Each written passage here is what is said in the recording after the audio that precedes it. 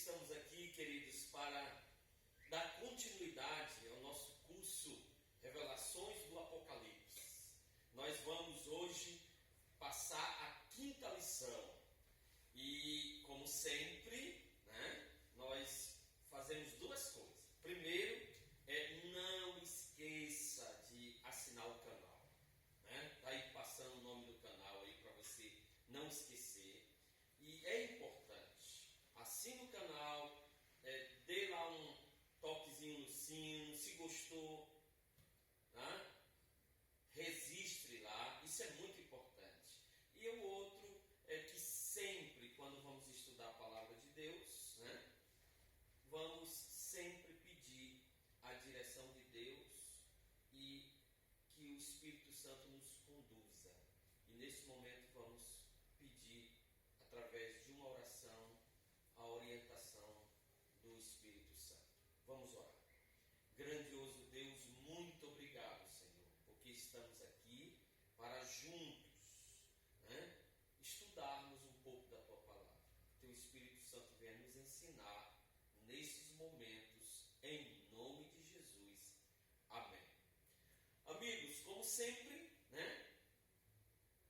você pergunta e o Rogério aqui, o professor Rogério, à luz da palavra de Deus, está a não só responder, mas comentar um pouco. Uma conversa aqui informal, num diálogo entre nós, e estamos aqui para juntos dar continuidade a esse curso. Hoje a lição tem por título As 7 Cartas de Jesus e Suas Mensagens Esquecidas. Rogério, o povo quer saber, o pessoal que estão acompanhando no canal quer saber que 7 igrejas são estas, que cartas são essas. E já vou fazer uma outra pergunta, já vai ser duas. Nessas cartas que Jesus fez, tinha 3 coisas em comum em todas elas. E quais são essas coisas em comuns que apresentam em todas as cartas? Olá, tudo bom? Antes de responder as tuas perguntas, irmãos, eu queria registrar que o objetivo do estudo destas 7 cartas, primeiro é mostrar que Cristo tem interesse por seu povo. Ele mostrou isso para João. João, eu tenho um povo, eu estou te dando visão para que o meu povo esteja esclarecido em relação a tudo que vai acontecer antes que eu volte. Embora o nosso inimigo tenha colocado na cabeça das pessoas que o Apocalipse é um livro que ninguém consegue explicar, mas o objetivo é que Deus tem interesse, Cristo tem interesse no seu povo. Segundo, é que dentro do povo de Deus haveria um processo de apostasia, e ele vem revelando isso nestas cartas. E também que mesmo que houvesse esse período de apostasia, ao longo do tempo, Cristo sempre teve um povo fiel. Pelo menos uma pessoa se conservou fiel para que esta mensagem chegasse até nós. São 7 cartas.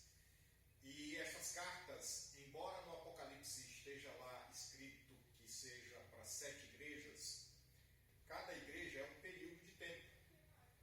Tempo em que o cristianismo passou, e as dificuldades que ele passou, o processo de apostasia que ele passou, o processo em que o povo de Deus ia se distanciando mais de Deus, e o processo em que sempre Deus conservou esse povo fiel. 7 igrejas. E dentro dessas 7 igrejas, nós podemos perceber que cada uma delas, ele começa da mesma forma. E para isso, nós vamos ver na Bíblia o que está escrito em Apocalipse, capítulo 3, versículo 2, que já dá para perceber quais são estas 3 declarações que aparecem nas mensagens das igrejas. Está registrado em Apocalipse 2:2, Apocalipse 2:9, 2:13, 2:19, 3:1, 3:8. Então, 2:2. Conheço tuas obras, o seu trabalho árduo, a sua perseverança. Versículo 9 diz assim: conheço as suas aflições, a sua pobreza, mas você é rico. Conheço a blasfêmia dos que se dizem judeus não são, coração, sendo antes sinagoga de Satanás. Versículo 13 diz: sei onde vives, onde está o trono de Satanás, contudo permanece fiel ao meu nome e não renunciou à sua fé em mim, nem mesmo quando Antipas, minha fiel testemunha, foi morto nessa cidade onde Satanás habita. E assim, cada carta ele vem revelando. Primeiro ele diz: eu conheço tuas obras.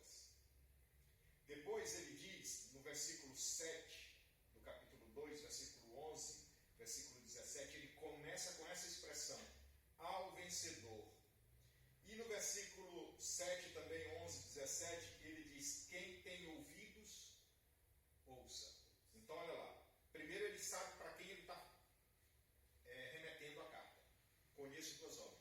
Segundo, ele diz que, embora o processo de apostasia tenha sido envolvido esse período histórico em que a igreja viveu, mas tem vencedores. E ele alerta: olha, o vencedor é aquele que ouve o Espírito. Todo o tempo ele faz isso. As 3 declarações que em todas as 7 cartas do Apocalipse acontece e que Jesus está transferindo não para um lugar específico, mas um período de tempo em que o seu povo fiel, um pequeno povo, passou e está passando até o seu encontro nos ares. Rogério, interessante é que cada igreja tem uma característica. E aqui nós queremos saber a característica da igreja de Éfeso. Né? Qual é a característica dessa primeira igreja que estamos analisando agora? Vamos analisar agora. Então vamos lá. O texto, Apocalipse capítulo 2, versículos de 1 a 7. Eu vou ler bem rapidamente porque o texto é longo, mas nós precisamos ler o texto todo para poder entender melhor. Então está escrito assim: ao anjo da igreja em Éfeso escreva: estas são as palavras daquele que tem as 7 estrelas em sua mão direita e anda entre os 7 candelabros de ouro. Conheço suas obras, o seu trabalho árduo, a sua perseverança. Sei que não podes tolerar homens maus, que pois aprovam os que dizem ser apóstolos, mas não são. E descobriu que eles eram impostores. Você tem perseverado e suportado sofrimentos por causa do meu nome e não tem desfalecido. Aí vem a reprovação. Contra você, porém, tenho isto, que abandonou o primeiro amor. Lembre-se de onde caiu, arrependa-te e pratique as obras que praticava no princípio. Se não se arrepender, virei a você e tirarei o seu candelabro do lugar dele. Mas há uma coisa em seu favor. Você odeia as práticas dos nicolaítas, como eu também os odeio. Aquele que tem ouvidos, ouça o que o Espírito diz às igrejas. Ao vencedor, darei o direito a comer da árvore da vida que está no paraíso de Deus. Então vamos lá. Ele diz quem está remetendo a carta. E por incrível que pareça, no capítulo 1, a gente descobriu numa lição anterior que quando João voltou para ver quem estava falando comigo, ele viu alguém entre os candelabros. E este mesmo ser está aqui remetendo a carta para Éfeso. Né? Então, ele elogia Éfeso. Ele diz: olha, eu conheço tuas obras, sei da tua perseverança. Era um povo que, embora acontecesse, por exemplo, que é o elogio que ele dá, ele não aceitou a doutrina dos nicolaítas, né? Mesmo que houvesse tanta perseguição, mas era um povo perseverante, um povo que continuou. E olha, nós estamos falando do povo do primeiro século, né? O povo que Jesus ascendeu ao céu. E foi esse povo, deste tempo aí até o ano 100, foi este povo que perseverou. Embora tenha aí na sua reprovação, ele abandonou o primeiro amor. Começou a igreja, começou o cristianismo. E foi aqui que Deus começou a trabalhar com o povo, já preparando para o seu retorno. Foi o povo que ouviu do próprio Jesus, por exemplo, Mateus capítulo 24. E foram os discípulos que deram esse pontapé inicial. Então eles têm um elogio, eles têm uma reprovação, e ele daria sequência na próxima igreja, que é o que nós vamos ver agora. No caso da segunda igreja, Rogério, que é Esmirna, ela vai do ano 100 a 313. E qual é a principal característica desta igreja?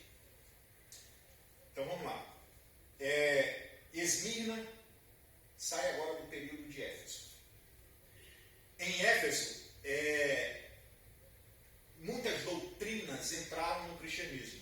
Uma delas que quis muito entrar, como nós falamos anteriormente, foi a doutrina dos nicolaítas. Os nicolaítas eram o que nós conhecemos hoje por gnósticos, que é um movimento de caráter religioso que ele tenta misturar as religiões. Então, doutrinas que antes no cristianismo não tinha lugar, o cristianismo começou a abrir as portas para esse tipo de doutrina. Então, o gnosticismo também é sincrético, quer dizer, os cultos foram misturados a fim de que o único propósito que se vê aqui é perder-se a maneira de como se adorava a Deus. E isto a gente viu no princípio da Bíblia, aqui lá pelo livro de Êxodo, quando Deus resolve tirar o povo dele do Egito. O povo já tinha misturado, foram 400 anos no Egito. E olha só o que isso acontece. Essa mistura de cultos, o povo de Deus acaba perdendo a maneira de como se adora a Deus. Agora chega em Esmirna, e Esmirna, além de ter essa problemática das doutrinas, Esmirna, o povo de Deus em Esmirna, ele passa por muita tribulação. E entre elas é que os recursos são muito escassos. Ora, eles estão vindo de um período de perseguição. Né? Já começaram a ser perseguidos no primeiro século. Gente, no primeiro século, os cristãos eram jogados no Coliseu em Roma. Isso a história conta. A história tem várias passagens dessa. Por exemplo, Pedro foi crucificado de cabeça para baixo. Os apóstolos todos morreram. Bartolomeu foi esfolado vivo. Paulo foi decapitado. Então, havia uma perseguição ferrenha. E embora aqui, vamos ver o texto de Apocalipse capítulo 2, versículo de 8 a 11, e aí a gente vai ter mais informações sobre Esmirna. Olha só, o anjo da igreja de Esmirna escreve: estas são as palavras daquele que é o primeiro e o último, que morreu e tornou a viver. O remetente é o mesmo. Né? O remetente é o mesmo. E por incrível que pareça, o remetente aqui dá características de coisas que eles estavam passando. É como se estivesse motivando eles. Olha, vocês passaram por perseguição, eu também passei. Eu vivi, eu morri. Né? E ressuscitei. Tenham esperança. E depois ele disse: eu conheço as tuas aflições, a tua pobreza. Aí ele diz: mas tu é rico. Olha que coisa boa. Eles eram pobres de recursos, mas eram cheios da fé em Jesus, que é uma riqueza que não se compara a essa outra. Por isso Jesus diz: olha, eu morri, mas eu revivi. Tenham esperança. Então eles eram cheios disso, né? Continua o verso dizendo: conheço blasfemas que se dizem judeus, mas não são. E tinha gente infiltrada neste povo, né? Que se diziam cristãos, se diziam judeus, mas não eram. E aí ele diz mais: e sei que eles não são da minha igreja, são da sinagoga de Satanás. Não tenham medo do que vocês estão prestes a sofrer. O diabo lançará alguns de vocês na prisão para prová-los, e vocês sofrerão perseguição durante 10 dias. Aí ele dá o conselho: ser fiel até a morte, e dar-te-ei a coroa da vida. Ele de novo diz: vocês precisam prestar atenção no Espírito Santo. Vocês só vão ter fé se ouvir o Espírito Santo. Então ele diz: aquele que tem ouvidos ouça o que o Espírito diz às igrejas. O vencedor de modo algum sofrerá a segunda morte. Olha que esperança que Jesus dá aqui aos cristãos do período de Esmirna, até o ano 313. O que a Bíblia está dizendo, o que João escreveu que recebeu de Jesus, é que, embora nós passemos pelo que passarmos, Jesus está conosco, porque essa é a sua igreja, o cristianismo. Rogério, nós agora vamos falar da terceira igreja, que está ali representando o período da história de 313 a 538, e nós queremos saber, comenta aí um pouco aí como é que era essa terceira igreja e quais os principais traços dela. Bom, nós vamos para a igreja de Pérgamo. A igreja de Pérgamo quer dizer o período profético em que o cristianismo passou. Ele vai aí do ano 4 até o ano 5º, metade do século VI. Né? Então vai de 313 a aproximadamente 538. Foi um período em que a igreja, na sua história, tem coisas muito relevantes. Por exemplo, foi nesse período em que a igreja mudou o seu dia de adoração. O cristianismo tomou rumos que Jesus não aprovaria. Houve trocas. Por exemplo, Constantino, que foi um imperador que reinou aí próximo ao fim desse período profético, no ano 521, precisamente no dia 7 de março, e eu cito aqui um livro de um autor chamado Cláudio Vicentini, editor Scipione, História Geral.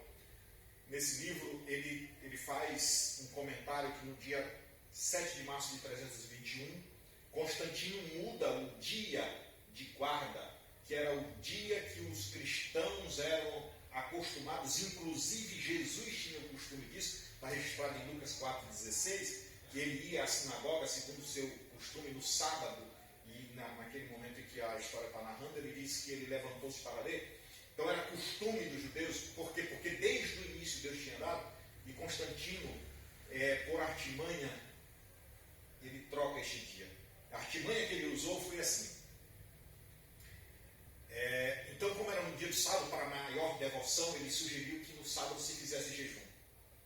E no domingo, ele sugeriu que, como o sábado tinha sido todo de jejum, no domingo eles fariam uma festa para poder se alimentar, porque no sábado não tinha se alimentado.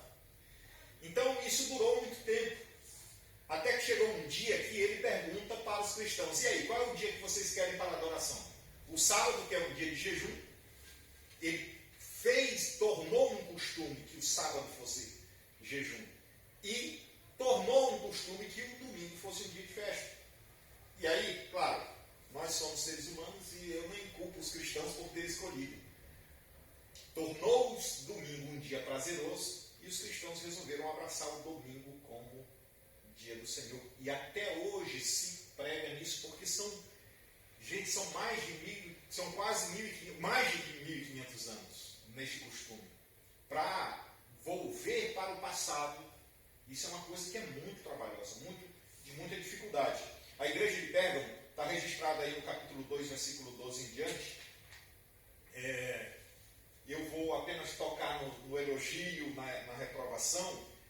No versículo 13 diz assim: sei onde vives, onde é o trono de Satanás, contudo você permanece fiel ao meu nome e não renunciou à sua fé em mim, nem mesmo quando Antipas, minha fiel testemunha, foi morto nesta cidade onde Satanás habita. Aqui, Simão, eu queria falar uma coisa interessante.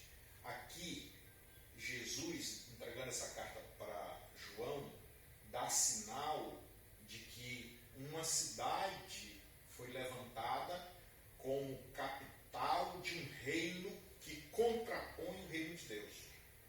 Ora, nós estudamos lá numa lição anterior, que o inimigo de Deus foi desmascarado. Então a gente sabe quem é, que é Satanás. E se Deus tem um inimigo, existe uma guerra, existe um conflito. Né?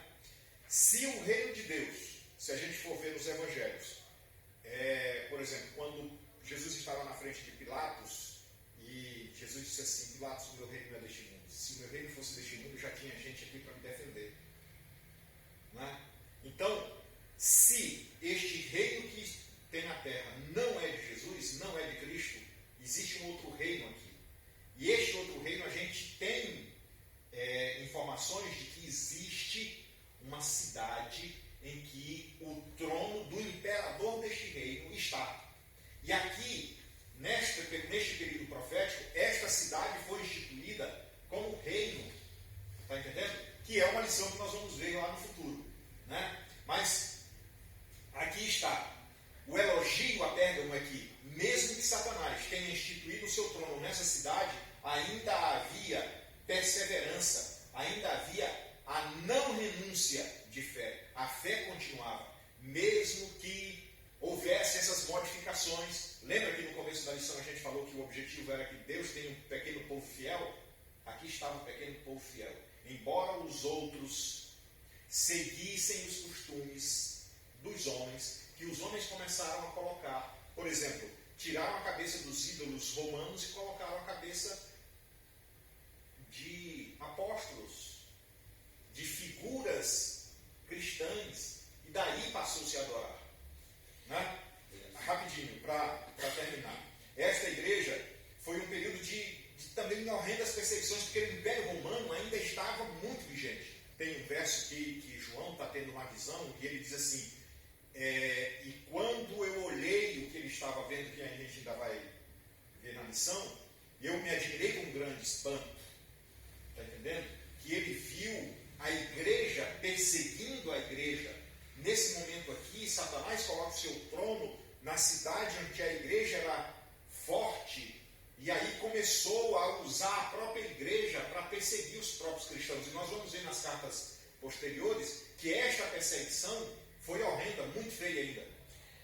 E queridos, nós dando continuidade aqui, nós vamos agora ver a quarta igreja, que é do período aí, profético aí, do ano 500 a 1600, né? E o nome dessa igreja é Tiatira. E Rogério, aí nos comenta aí como é que era essa igreja, quais são os pontos principais, né, da mensagem aí em relação a esta igreja chamada Tiatira. Então vamos lá.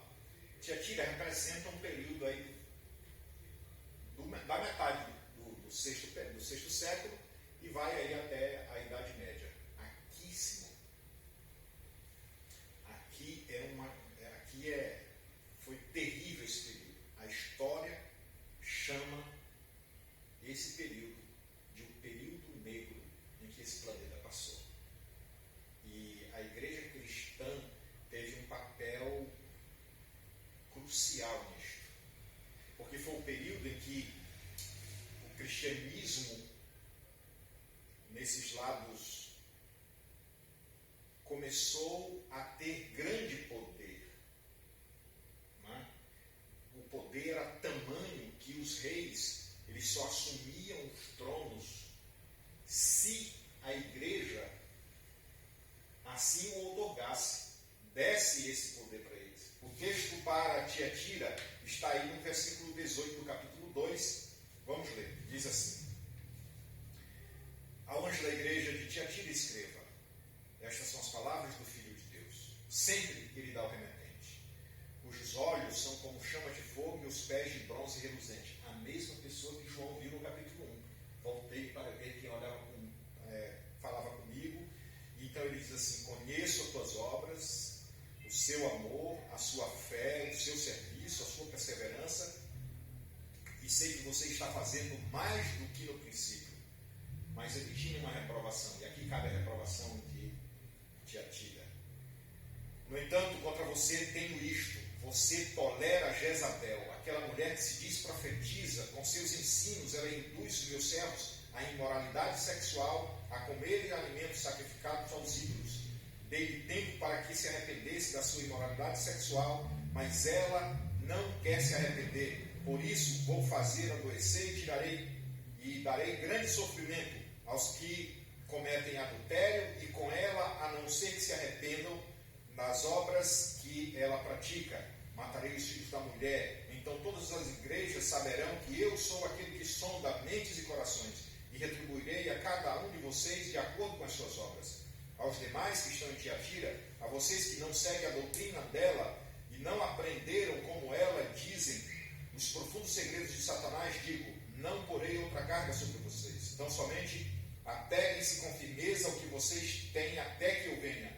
Aquele que vencer e fizer minha vontade até o fim, darei autoridade sobre todas as nações. Aqui ela coloca uma figura conhecida da história do povo de Deus, que é Jezabel. Jezabel foi a mulher de um rei de Israel, chamado Acabe. E nós sabemos que tem esse conflito. E não foi em vão que Jezabel foi colocada aqui nessa história.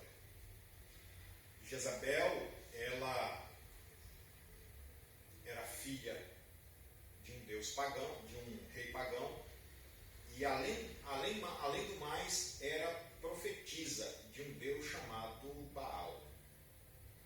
Jezabel foi aquela que reuniu 400 profetas no Monte Carmelo para se contrapor a Elias. Jezabel foi aquela que fez a cabeça de Acabe para mandar matar os profetas de Deus. Jezabel foi aquela que, com a sua idolatria, impregnou dentro de Israel o culto a deuses que não era o próprio Deus. Nota aqui que a mesma estratégia que Constantino usou para trocar o sábado para o domingo, Jezabel usou também. Então, esse momento da história da igreja, a igreja misturou cultos, já vinha do passado, né, do sincretismo, dos nicolaítas, né, o gnosticismo, a mistura de cultos, e aí começou a absorver esta maneira de culto, e nós vemos hoje, até hoje, a igreja cristã, muitas das igrejas usam dos mesmos artifícios. Gente, o que eu quero dizer para vocês nesse momento é assim: Deus é quem escolhe a maneira de ser adorado. Nós não podemos sugerir a Deus a maneira que ele deve ser adorado. E isto, no bojo do cristianismo, tem se mudado ao longo dos séculos. E aqui foi mais evidente. Aqui foi mais evidente em Tiatira. Aqui começou a entrar modelos de culto. Se Deus pede para nós cultuarmos de uma forma, não adianta a gente abrilhantar, mostrar coisas que a gente acha melhor. Ora, quem é Deus? Ele. E por isso, ele começou o seu mandamento assim: não terás outros deuses além de mim. Ele quer dizer que quem diz como deve ser é ele. Aqui em Tiatira, o povo de Deus, ao aceitar essas maneiras de culto, se afastavam muito mais. E a característica de Jezabel. Mas aí ainda tinha um povo pequeno, fiel, que ainda conservava o amor, conservava a fé, continuava trabalhando para que o cristianismo se perpetuasse e ainda continuava perseverando. Rogério, então deixa eu assim ver se eu entendi aqui a questão da igreja da Tiatira. Você começou dizendo que era uma igreja poderosa que até determinava quem seria o rei e quem não seria. Mas embora seja uma igreja poderosa, ela se afastou de Deus. Ela implantou a idolatria e se esfriou. E respondendo à pergunta número 6, que você já respondeu, apesar de tudo isso, ficou um povo fiel a Deus, um povo remanescente. Agora, seguindo a nossa ordem aqui, vamos para a quinta igreja, que é a Sardes, né? Ela ali no período profético, né? Do ano 1600 a 1750, e essa igreja Sardes nos fala aí dela, aí, a característica dela, como também tu falou da Tiatira, nos fala agora da Sardes. Muito bem, só para reforçar, senhor, nós vivemos num grande conflito nesta guerra. E o povo de Deus nesta terra é um povo que é forasteiro. Não é de se admirar. Se você está numa terra que não é sua, que você atraia inimigos. Está entendendo? Porque o povo de Deus, embora não esteja na sua terra, ele sempre prospera. Porque ele tem o apoio de quem? O remetente de suas cartas. Né? Aquele que está entre os 7 candeeiros, aquele que foi morto e reviveu. Então, ele tem força e poder. Como Paulo diz, tem alguém por trás que fortalece esse povo. Chegamos a Sardes. Sardes corresponde do século XVII até o século XVIII, quando a verdade bíblica começou a abrir caminho para a pregação dos reformadores. A gente já vê aí, aparece aí Lutero, né, que em 1500 já começa a trabalhar a justificação pela fé. O cristianismo, que agora estava quase morto, o verdadeiro cristianismo começa a renascer com uma reforma dentro da igreja. Né? A igreja começa a tomar força, a abrir caminho. Né? Vamos ver o texto, como é que diz? Ao anjo da igreja em Sardes escreva: estas são as palavras daqueles que têm os 7 Espíritos de Deus e as 7 estrelas. Conheço suas obras. Você tem fama de que está vivo, mas está morto. E esteja atento, fortalece o que resta e o que estava para morrer, pois não achei suas obras perfeitas aos olhos de Deus. Lembre-se, portanto, do que você recebeu e ouviu. Obedeça, arrepende-te. Mas se você não estiver atento, virei como um ladrão, e você não saberá a que hora virei contra você. No entanto, você tem aí em Sardes uns poucos, sempre um pequeno povo, que não se contaminaram suas vestes. Eles andaram comigo vestidos de branco, pois são dignos. O vencedor será igualmente vestido de branco. Jamais apagarei o seu nome do livro da vida, mas o receberei diante do meu Pai e dos seus anjos. Aquele que tem ouvidos, ouça o que o Espírito diz às igrejas. Aqui tem uma coisa interessante, irmão. Ele diz que, embora esse povo estivesse desatento, porque ele diz: olha, esteja atento, fortaleça o que resta, para que você não morra. A gente está vendo aqui, Simão, que ao longo desses séculos, quando chegou aqui na igreja de Sardes, o declínio espiritual da igreja estava tremendo, muito grande. A mistura de culto, a idolatria, a imoralidade sexual. Se fala de líderes da igreja que hoje defendem o celibato, líderes da igreja que tinham várias mulheres. Se fala de líderes da igreja que não se consideraria ter, por exemplo, uma mulher como líder, teve uma mulher como líder. Quer dizer, estava meio bagunçado o negócio. Está entendendo? E o declínio já estava quase no ápice, mas tinha um pequeno povo. Né? E aí o que eu quero chamar a atenção é que este povo, na profecia aqui, estava vestido de vestiduras brancas. Todo o povo, que quando o Apocalipse fala que está vestido de branco, é um povo que tem o seu nome escrito no livro da vida do Cordeiro. Quer dizer, e a gente tem informações que estas vestes só podem ser brancas se lavarmos no sangue do Cordeiro. Tudo posso naquele que me fortalece. O Cordeiro sempre está lá. Está entendendo? Aqui é aquele que tem os 7 Espíritos de Deus. A mesma pessoa que João viu. Eu estou frisando bem isso, porque estas cartas, estas reprovações, esses elogios, não vêm de ninguém menos do que aquele que viveu entre nós e que passou pelo que todas essas pessoas passaram. Ele diz: olha, no mundo vocês terão aflição, mas eu venci o mundo. Vem desta pessoa, não vem de uma pessoa que está alheio a nós. Está entendendo? Ao longo desses períodos da história da igreja, ele sempre esteve presente com o seu povo. Por quê? Porque ele esteve entre nós. E ele disse que se ele passou por tudo e venceu, nós também podemos ser vitoriosos. Na igreja de Sardes, teve esse pequeno povo. Um povo que o seu nome foi escrito no livro da vida. Que, embora o cristianismo tenha sido ensinado por séculos que deviam comprar indulgências para poderem ter seus pecados perdoados, esse pequeno povo foi levantado para dizer que perdão só em Jesus, só no sangue do Cordeiro.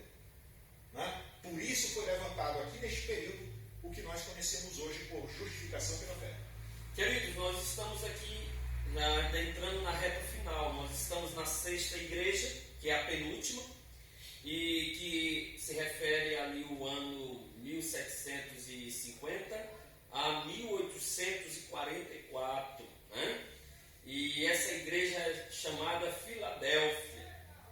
E dando continuidade à 5ª igreja, Rogério, que é a a quinta igreja começou com um reavivamento.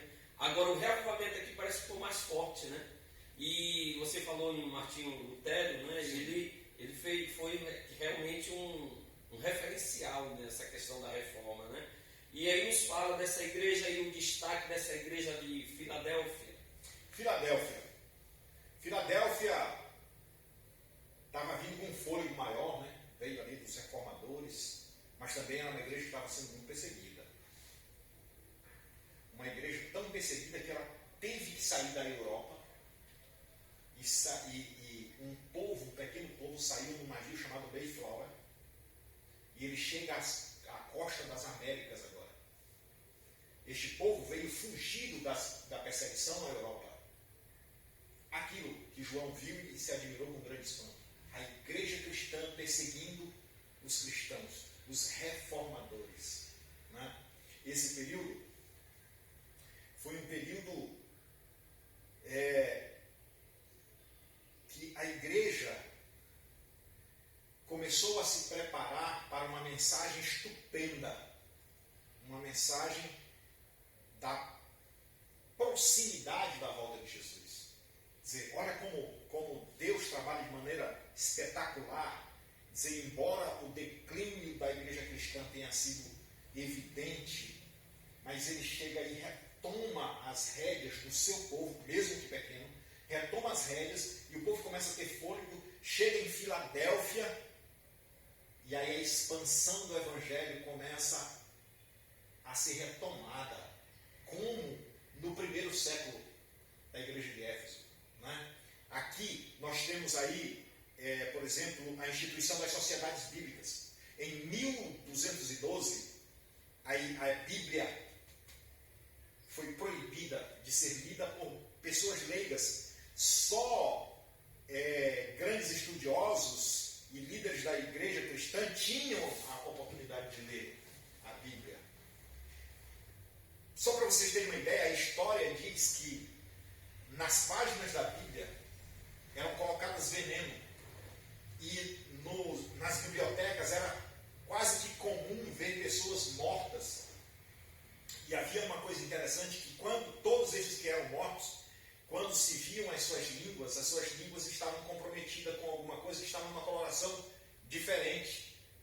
Então, os estudos chegaram à conclusão que todas as vezes que a pessoa estava lendo a Bíblia, que ia folheá-la, e ele colocava o dedo na língua, vinha para a página da Bíblia, contaminava com veneno, e quando retornava com o dedo na língua, passava o veneno para a língua. E muitos morreram por causa da palavra de Deus.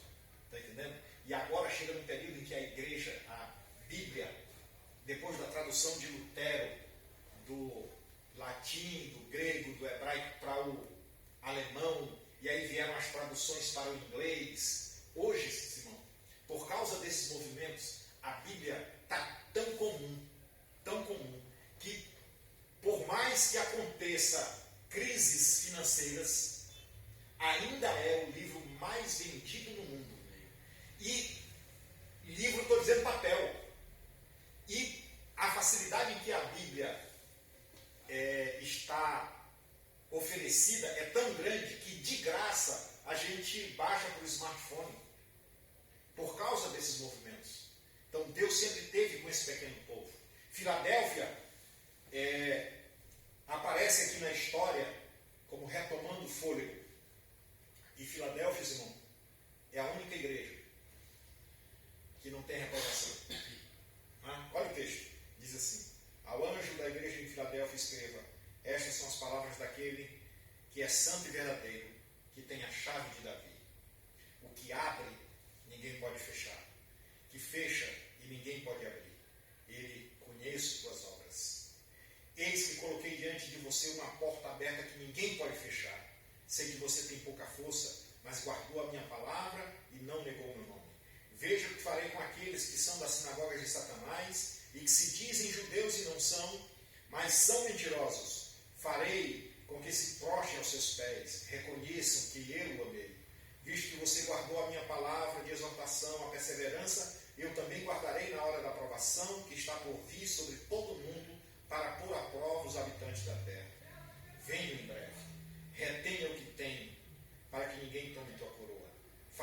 vencedor uma coluna do santuário do meu Deus, e dali ele jamais sairá.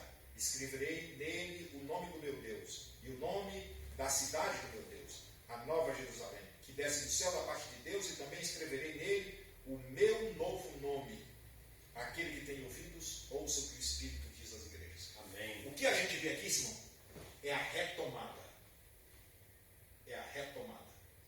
Gente, a partir deste período,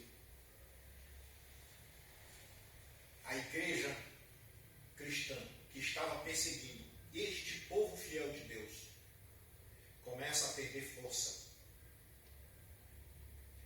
E o que hoje nós conhecemos por evangélicos começa a ter mais força, não para confrontar com essa igreja, mas para que Jesus seja melhor visto e melhor oferecido a todas as pessoas, para que as pessoas tenham verdadeiras informações do que é o cristianismo.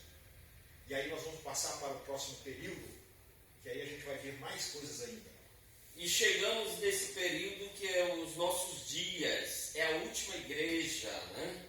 Que começou em 1844, marca o início dessa última igreja, que tem por nome Igreja de Laodiceia.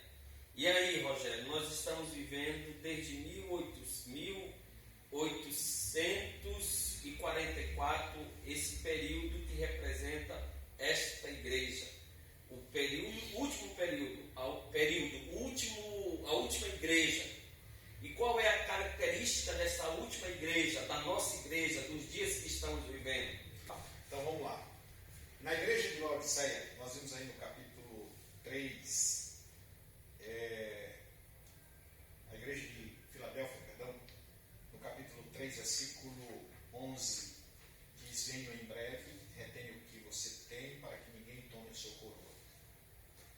Dizer, houve um conselho, veio um declínio, chegou em Filadélfia, houve uma ascensão, eles começaram a tomar fôlego, começaram a ter mais força. Filadélfia não teve reprovação, foi um povo que pregou, que estudou a Bíblia começou a espalhar por todo lugar, a sociedade bíblica começou a vender Bíblia para todos os cantos, as traduções foram mais frequentes, e chega a Laodiceia, parece que foi minguando as forças. Se vocês notaram, ao longo do período da igreja, quanto mais perseguição a igreja tinha, tanto mais a igreja crescia. Isso é uma característica, porque assim, pensa comigo, gente. De onde surgiu o cristianismo? O cristianismo surgiu de uma pessoa que transferiu para 12, que essas 12 transferiram para 70, que essas 70 transferiram para 500 e foram espalhados por todo mundo. Isto é a Bíblia que diz lá no Atos dos Apóstolos. De 500 pessoas espalhadas pelo mundo, o cristianismo hoje tomou de conta de quase todo o planeta. Existe uma pequena janela que eu acredito que já está terminando de alcançar. E é por isso que lá em Mateus 24, capítulo 14, diz assim: e este evangelho do reino será pregado por todo mundo para testemunho de todas as nações, então virá o fim. Pensa comigo novamente. Qual é a dificuldade que tem agora do cristianismo ser espalhado pelo mundo, se nós temos à nossa disposição, como por exemplo agora, esses canais nas redes sociais, esses canais de streaming que quase todo mundo, nesse período que nós estamos vivendo, nesse momento agora, que é a pandemia, muita gente tem colocado conteúdos falando deste evangelho, de sua interpretação, inspirado pelo Espírito de Deus, de qualquer forma, mas muita gente tem colocado conteúdo. Esse período foi, mesmo que tenha sido o período em que a igreja, o pequeno povo fiel, a igreja cristã que perseguia outrora, deu uma relaxada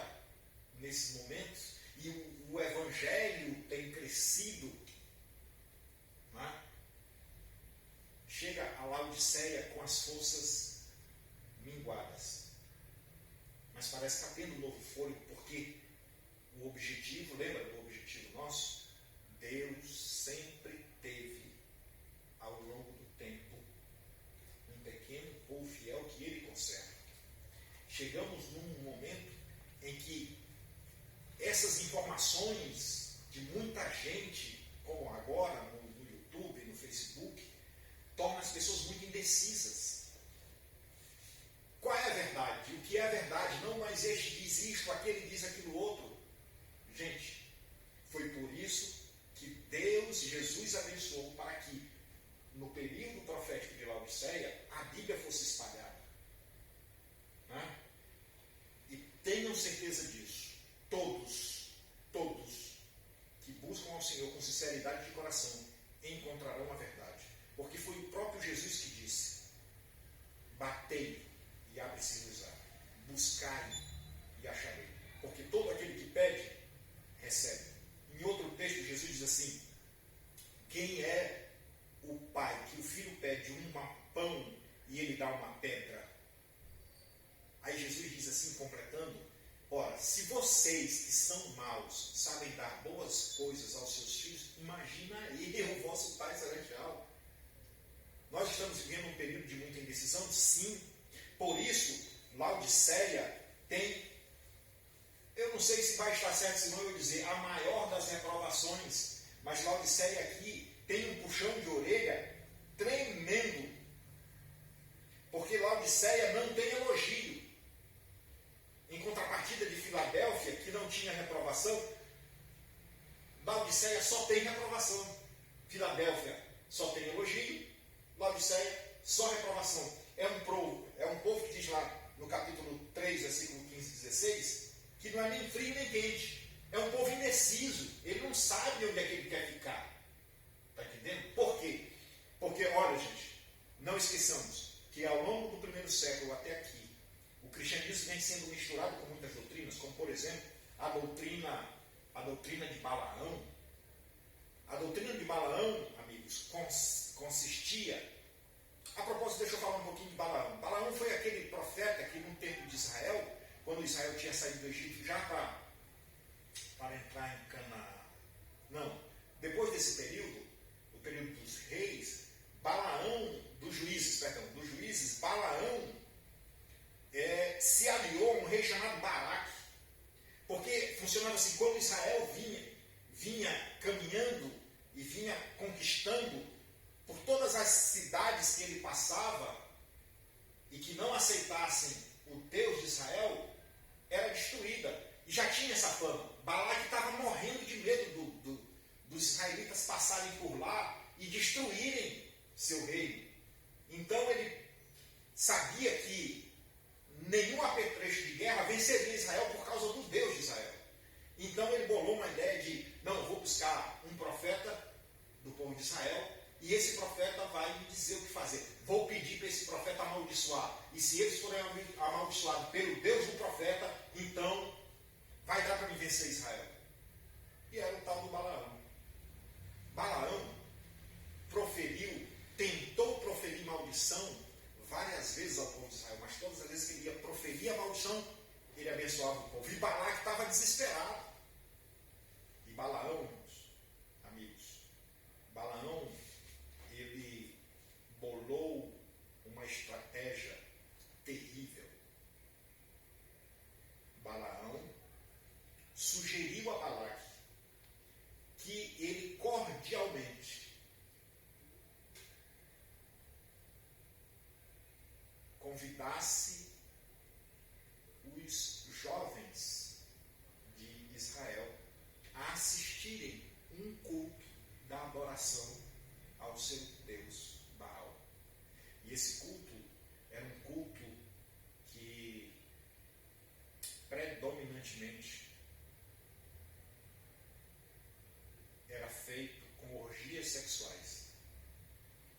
E ora, não existe uma maneira pior de contaminar o povo de Deus do que imoralidade sexual. A propósito, nós vimos isso numa igreja, né? Lá que falou de Jezabel. isso ele falou que essa doutrina de Jezabel era horrível.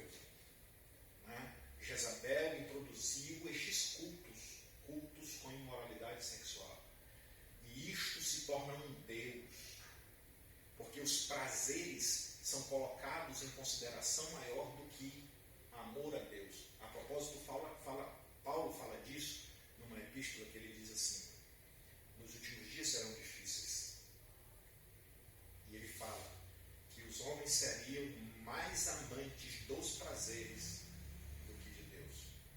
Amigos, eu não sei para quem eu estou falando isso, porque é muito abrangente, eu não te conheço.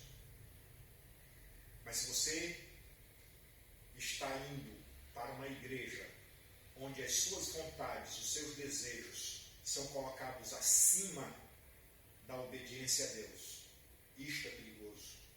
Isto não te levará para um encontro pessoal de transformação com Jesus. Pelo contrário, mas vai te levar diante desse Jesus para um ajuste, para um acerto de contas.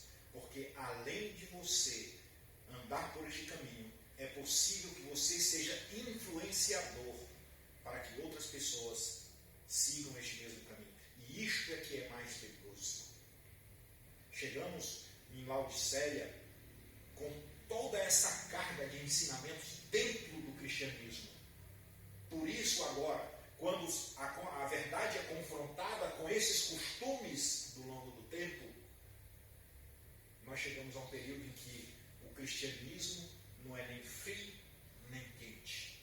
E por causa disto, infelizmente, é uma consequência natural. Veja só, se você toma um copo de água morna, espere que certamente você vai vomitar. Então, Deus diz assim: porque tu não é nem frio nem quente, eu estou a ponto de te vomitar. Gente, eu não quero, eu pessoalmente, minha decisão pessoal, eu não quero ser vomitado por Deus, porque vômito é um negócio meio nojento, né? Note que se você tiver um encontro com Jesus desta forma, você ainda tem chance de reverter esse quadro. Mas se não se arrepender, isso será horrível. Agora eu vou terminar com o conselho. É um povo pobre, mas ainda assim diz que está rico e abastado e dele não precisa mais nada, porque nós temos Bíblia à disposição. Nós temos muitos teólogos, muitos escritores que escreveram sobre isso, estudaram sobre isso e colocaram suas opiniões em livros, e muitos livros têm para ensinar de tudo sobre religião, sobre perspectiva de espiritualidade. E aí, nós não passamos de pobres, miseráveis, cegos e nus. E aí o conselho é: você pode ser rico comprando ouro da melhor fonte que tem. E Isaías capítulo 55, tem um texto que diz assim: olha, vocês que não têm dinheiro, vinde as águas, comprai e bebei. Gente, como é que se compra sem dinheiro? Só se compra sem dinheiro se não for fiado. E quando a gente não tem crédito, só se compra fiado se tem um fiador. E para isso Deus providenciou. Tem Jesus, o nosso fiador. Então ele diz: vem, compra de mim ouro refinado. Vem comigo que vocês estão nus, eu vou dar vestes brancas. Lembra das vestes brancas? Pois é, lavada no sangue do Cordeiro. Tem jeito ainda de reverter essa situação? E vocês podem enxergar a verdade, porque ele diz: vem, que eu vou vender para vocês, eu vou dar para vocês colírio, para que os seus olhos sejam abertos. E aqui Deus te dá a oportunidade de abrir os olhos. Abra os olhos, querido amigo. Jesus quer te dar nova vida, a despeito de todo esse longo período do cristianismo e do estado em que nós nos encontramos agora, nem frio nem quente. Ele quer esquentar muito mais, porque diante de nós é neste período, Simão, no fim das 7 cartas, que nós vamos encarar este Jesus, que vem para 2 situações. Uma, se encontrar para receber dele como vencedor, né? Como ele diz aqui na Laodiceia, ao vencedor darei o direito de sentar-se comigo em meu trono. Ou você vai ser entronizado, você vai reinar também com Cristo, você vai fazer parte deste reino, ou você vai ter um encontro com Ele, um encontro em que você não passará de vômito, de uma coisa que Ele vai dizer, como Ele disse lá em Mateus: afastai-vos de mim, porque eu nem conheço vocês, mesmo você tenha professado ser cristão. Queridos, chegamos ao final e o nosso apelo é que você fique atento para as características dessa última igreja, né? E que você compre de Jesus Cristo aí o ouro refinado, né? E que estude a sua palavra e que continue fazendo esse curso conosco, pesquisando, aprendendo, e beba dessa fonte que é a palavra de Deus, e que nós possamos realmente ficar atentos para esses últimos dias, os últimos acontecimentos, que possamos realmente nos preparar para esse grande encontro com Jesus. Mas que grande encontro é esse? É a próxima lição. O Apocalipse, né, vai falar que, na próxima lição, que Jesus, esse nosso grande Jesus, que é o personagem central do Apocalipse, ele vai voltar. Então, não perca a próxima lição.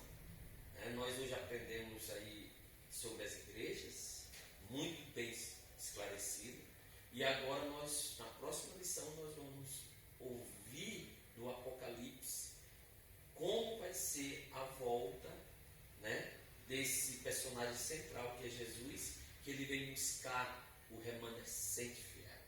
E eu espero que você seja um, eu espero que eu seja um, e que o Rogério seja outro, e que nós possamos estar preparados. Bem, eu peço agora, nesse momento, que o Rogério faça a oração final para finalizarmos mais uma lição desse grande curso que estamos fazendo, Revelações do Apocalipse. Vamos orar então? Ó Deus, obrigado pela tua revelação, obrigado pela tua palavra. Descobrimos que nós estamos vivendo o período de Laodiceia, um período que tem sido muito difícil, pelo oferecimento de muitas informações. E a indecisão vem fazer parte de nossos pensamentos, de nossas ações também.